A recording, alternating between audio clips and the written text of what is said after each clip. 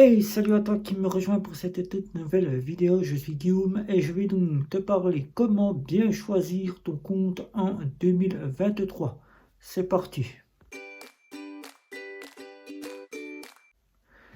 Tu es peut-être à la recherche cette année 2023 d'un nouveau compte bancaire de banque traditionnelle classique de banque en ligne ou tout simplement entrer dans les nouvelles générations qui se font les fintech ou encore les néobanques. Je t'explique, les fintech c'est des comptes de paiement pour être payé et payé.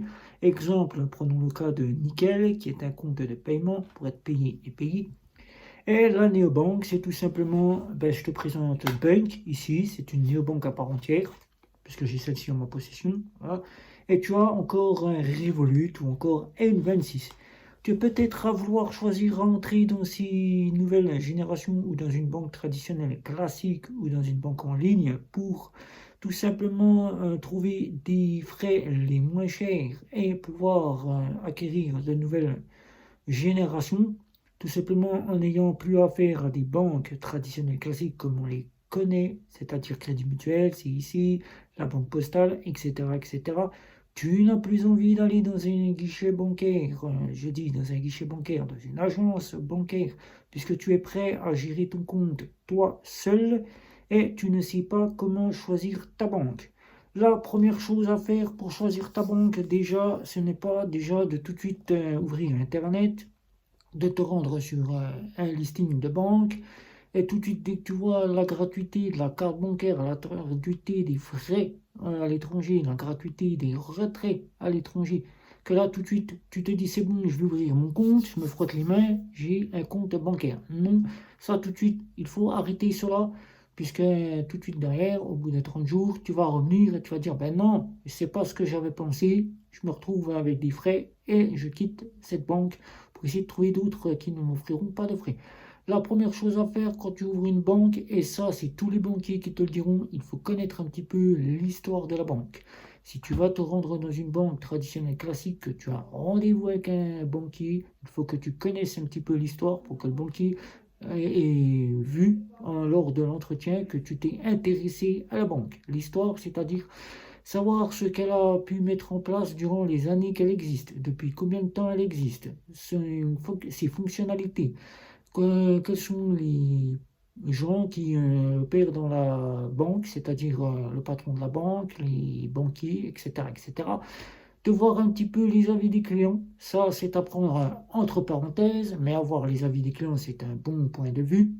Et ensuite, la deuxième chose qu'il faut que tu fasses, et là, c'est de voir déjà tout de suite l'offre de la banque. Là, c'est l'offre de la banque qui va être intéressante. Regardez toute l'offre que tu pourras trouver dans la banque. Si elle te propose des comptes simples ou des formules de compte. Plus généralement, les formules de compte sont plus avantageuses. Prenons le cas de la Société Générale, pour ne citer que celle-ci, puisque je n'ai que celle-ci en tête. La Société Générale t'offrira une formule de compte Sobrio, elle t'offrira les frais les moins chers. Et là, tu pourras te dire, ben là, j'ai déjà vu un petit peu l'offre qu'elle me propose. Ensuite, c'est tout de suite la carte bancaire. Que tu sois dans une banque traditionnelle classique, dans une banque en ligne ou dans une néobanque, c'est de voir ce qu'elle te propose comme type de carte bancaire. Je te présente la carte bancaire type crédit, endossé, autorisation systématique. Je peux te présenter aussi encore une deuxième carte que je viens de retrouver, autorisation systématique de chez Revolut. Il faut que tu regardes le type de carte qu'elle peut te proposer et quel genre de carte tu pourrais avoir si le banquier te l'accepte. L'ouverture de compte, c'est le banquier qui va statuer. Et si tu vas dans une banque traditionnelle classique, de voir selon tes revenus ce que le banquier va pouvoir te proposer en type de carte bancaire. Généralement, si tu es en prestation sociale, là j'en ai fait les frais, j'ai été pour toi, tu verras, il y a une vidéo qui existe déjà. La banque CIC me l'avait informé lors de cet entretien, nous ne délivrons pas de carte Visa classique, nous ne délivrons pas de Visa première, nous préférons d'abord voir un petit peu le fonctionnement du compte pour savoir si vous êtes une personne qui va directement ne pas être débiteur trop souvent, bien gérer son compte et ne pas avoir des impayés. Voilà. Donc ça, il faut que tu travailles tout cela avant d'ouvrir ton compte en banque. Si tu es en prestation sociale, là, généralement, tu vas tomber sur ce qui se fait de mieux, je dis, ce qui se fait de mieux pour les interdits bancaires, pour les personnes à faible revenu ou les personnes qui souhaitent gérer leur compte, c'est les cartes à autorisation systématique. Ça peut être de la Visa Electron ou la carte maintenant qui remplace les Maestro, c'est-à-dire les Mastercard de débit à autorisation systématique ou encore les visas à autorisation systématique. Si tu vas dans une néobanque, là tu auras le choix entre partir sur une banque néobancaire qui te propose une visa ou une Mastercard. Ça sera selon les options qu'elle propose. Ensuite, une fois que tu as cela, ce n'est pas tout de suite te dire j'ouvre le compte, c'est bon, j'arrive, je pose mes valises et j'ai le tout gratuit. Non, là, jamais une banque t'offrira le tout gratuit. Aujourd'hui, les banques traditionnelles, tu en as fait les frais, tu quittes ta banque pour aller dans une banque moins chère, les frais existent encore dans les autres banques.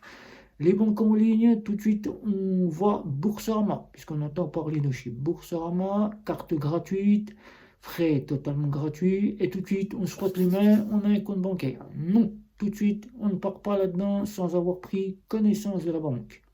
Je t'ai expliqué d'abord l'histoire de la banque.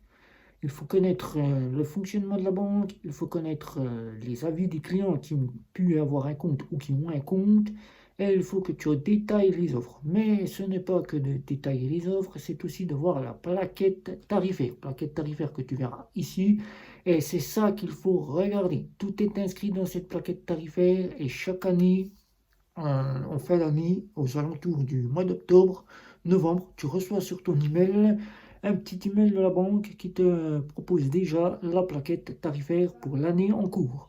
L'année en cours qui va arriver, c'est-à-dire le début janvier 2024, pour citer ça, et qui sera pour l'année 2024. Là, il faudra que tu prennes conscience de cette plaquette tarifaire. C'est ça qui va faire toute la différence et qui va te faire choisir ton compte en banque. Les frais cachés qu'on appelle cela, et oui, les banques en ligne et les banques traditionnelles classiques et les néobanques ont des frais cachés. Il n'y a pas que les banques traditionnelles classiques qui offrent des frais, mais toutes les banques ont des frais cachés.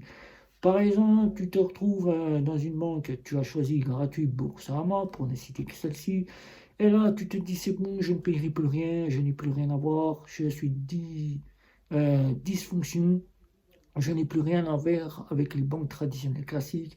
Je suis soulagé, je n'ai plus aucun frais. Mais à la fin du mois, tu regardes ton relevé bancaire et là, qu'est-ce que tu vois? Un prélèvement bancaire qui n'est pas passé et tu as 20 euros de frais qui sont tombés sur ton compte.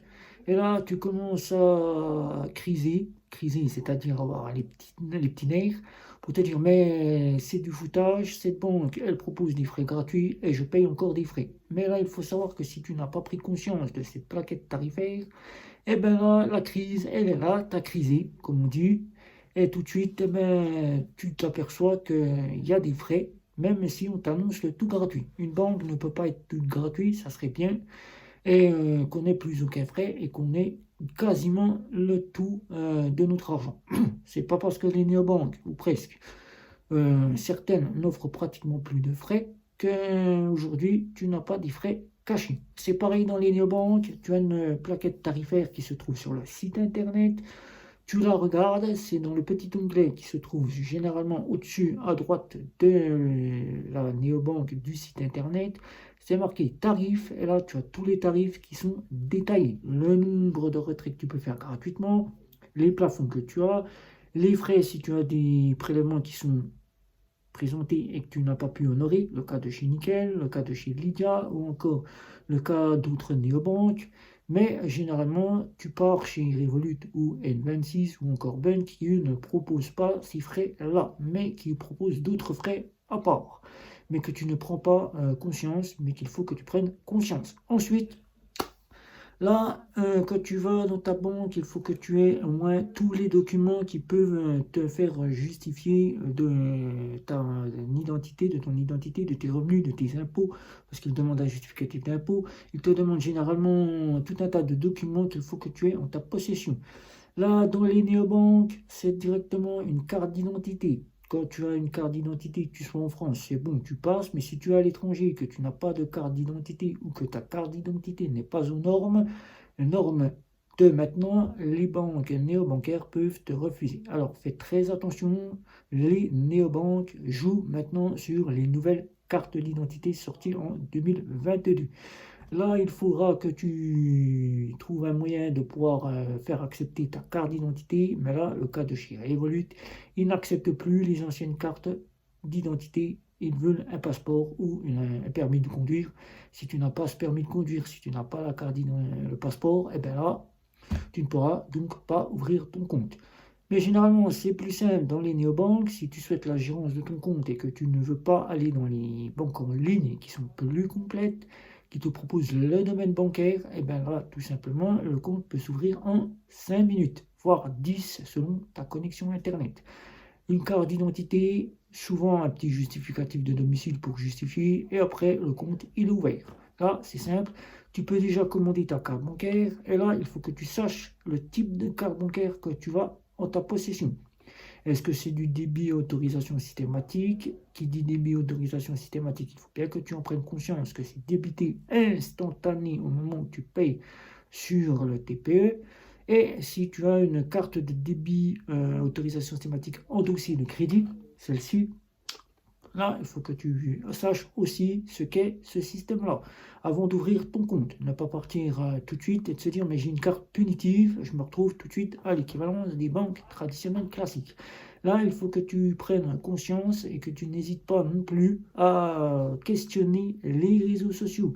Les réseaux sociaux, tu trouveras les pages officielles des néobanques, des banques en ligne pour certaines, qui Boursorama ne dispose pas de propres services réseaux sociaux, il ne dispose que d'un réseau pour les informations qui sont hors banque, et donc tu ne pourras donc pas leur demander ce que tu peux leur demander en question. Il faudra que tu les appelles et trouver le petit numéro sur Internet.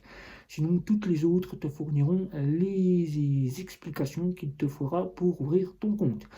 Là, selon tes revenus, il faudra que tu choisisses la formule de compte. Formule de compte que tu sois en banque en ligne, banque traditionnelle classique ou encore dans les néobanques, puisque dans les néobanques, tu as des formules que tu payes chaque mois, des frais de tenue de compte, qu'on appelle cela, qui peuvent te valoir entre 7,99 € à 17,99 €. 7,99 € chez Revolut, qui peut passer à 9,99 € pour un N26 et qui peut aller sur des cartes métalliques si tu souhaites avoir une carte qui n'est pas plastique et qui ne se détériore pas facilement.